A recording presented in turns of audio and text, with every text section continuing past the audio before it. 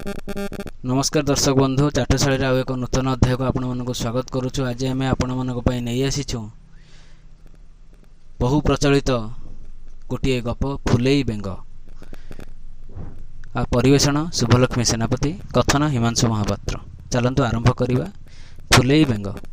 गोटे जगार केतोटी बेंग बसी कथा हेउथांती। एही समय रे गोटे हाथी सही बाटे गला। हाथी बहुत बड़ देखा जाउथिला।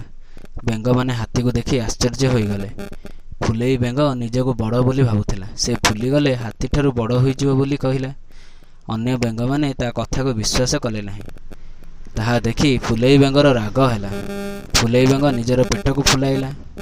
से जेते फुलाइले मध्य हाथी ठारू बड़ देखागला नाही। अन्य बेंग मानक मन मानिला नाही। सेमाने फुलेई बेंग को देखि हसिबाकू लागिले।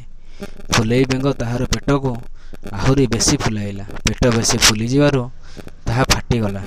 फुलेई बेंग मरीगला। तेणु निजको निजे बड़ बोली भाविबा ठीक नुहे।